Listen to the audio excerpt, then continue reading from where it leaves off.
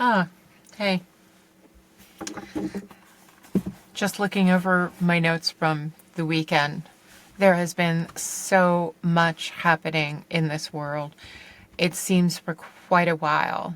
There are systems that are falling down, old systems that just are crumbling, and people are going, oh, what is happening?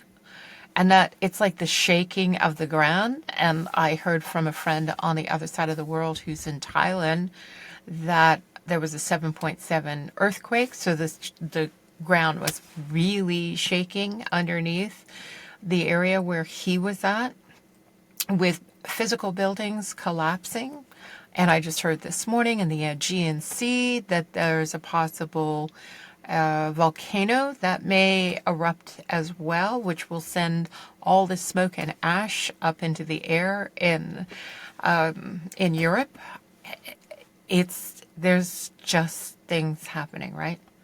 And if you pay attention to any of the astrological changes, going in the rhythm and nature of the new moon, the full moon, it's all part of the energies that seem to be unsettling. On Saturday, it was the beginning of a new moon, but it was also a solar eclipse. So now you've got the new moon, which is all about setting your intentions for the month and what is it that you want to achieve. And then you have the eclipse. So it interferes and sends with the moon itself, but it sends other energies to the earth because it darkens that moon time when it should be shining a little bit brighter. Those are small aspects you think to take into consideration of, well, how does that affect my everyday life? It does in ways that you may not have considered that it does, such as your health. You know, if you are feeling like, oh my God, I'm so tired, I'm so worn out, or you might be waking up in the middle of the night going, I got all these ideas and all this energy. I don't know where to put them. I don't know how to start or where to go. It's affecting your energy.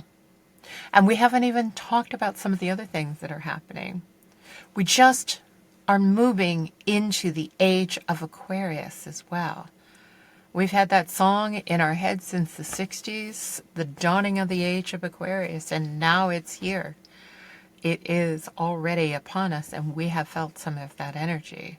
But we're going from Pisces, which is a water sign.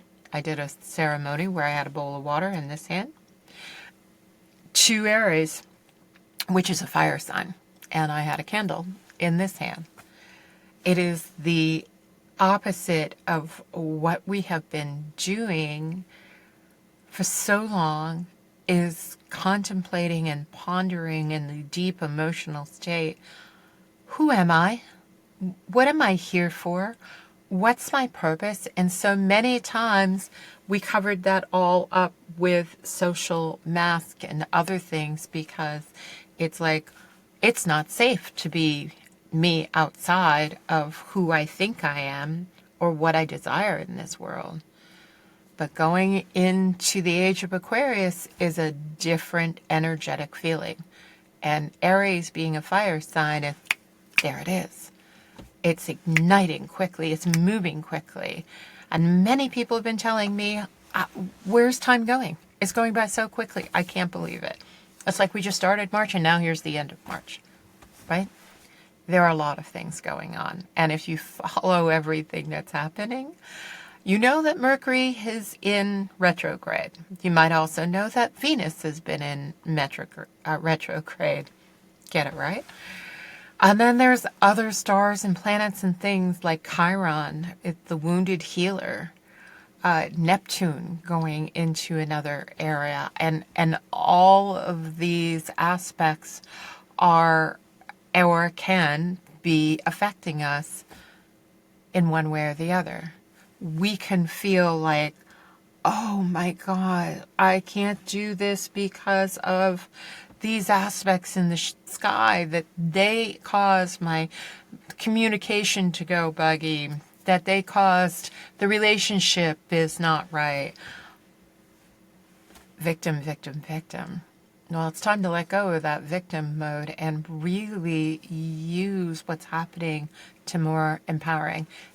Let me tell you, you're not your past. You're only your present. Only what you have that you instill right here, right now, is more important than anything else that you could ever perceive. In fact, I have coming up a sheet that it is forecasting your future. It is about how do you look at your future self and get to that point. Because in the Chinese medicine, that's exactly what they do. Is when they read the I Ching and do the astrology, they're looking at aspects that you can affect what you do at this time. You can make the changes here to get to where you want. And with time moving so quickly, wouldn't you like to be in that future vision sooner? Well, there are ways in which to do that and ways in which to change your thinking and your beliefs and everything else. But right now, I'm basically talking about these unsettling energies and times because there are ways in which you can find your own way through this, your own discernment, your own guidance, your own inner wisdom, which is so important because we're human. And being human is the whole reason we're on this earth. Because whether you call it God or source or universe or great spirit, there is something greater than us. And we in bodies are experiencing what that soul piece cannot experience. And now it's time to kind of kick up our heels and go for it. But what I really wanted to share with you is on my pad of paper here, happens to be the two cards that I picked on the 30th, the 29th actually, on the morning of the solar eclipse. Because I think that they speak not only to me, but I think they speak to a greater number of people as well. When I say Unsettling Times, one of the first cards that I picked was called Unmarked Trail. It's about an unprecedented experience. You know, letting go of that past image and going, I don't know, where are we going to go? What are we going to do? Being open, because it's not about who you are anymore in that deep philosophical way. It's more about letting go and being, embracing who you are. That discovery, that revelation of who you are. So it's not to look for old solutions, you know, get out of the character of what you played or who you are. It's to find the essential beliefs that you know you can trust under all circumstances. And that's so important because when it gets to it, it's only one person you can really trust and rely on, and that's yourself. We're not here to fix everyone else. We're here to work on us. And once we work on us, then there's that ripple effect of others who look at it. It's like that 4-minute mile, right? Before somebody ran a 4-minute mile, nobody knew they could do it. I just saw this short little video of this young man who is in a cul-de-sac and he is jumping from one side of the road to the other side of the road. And the video is showing different clips in a couple of weeks, a month, and 6 months, and a year. And in a year, what he jumped was far greater than what he had first jumped. And the caption was, what a difference a year makes. How far are you going to jump? How far are you going to go? Well, it's an unmarked trail. And the second card that I picked, because I do believe lots of times it's not like a one card off.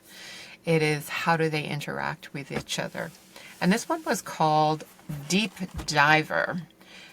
Embracing risk, diving into a task, New discoveries. There it is. Discoveries again. When it's a deep dive, or you're called to look beyond the surface for answers. There are so many things that we can't trust, especially in the media. Are we being told the truth or not? Who knows? And does it really matter in the long run? Right?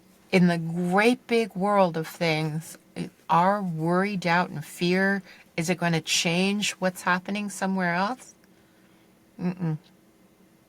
But when you change here, when you really embrace who you are, love your gifts and your abilities, I think it is so important right now. Because we're not going to find those solutions by the old ideas, right? We're called to look beyond the surface for answers. Let intuition propel you. Allow memories to swirl around you, emotions to well up as you face the unknown. Curiosity will guide you. Dive in. Make the commitment to see it through. And that's the important part. Making a commitment to yourself, investing in yourself to see it through.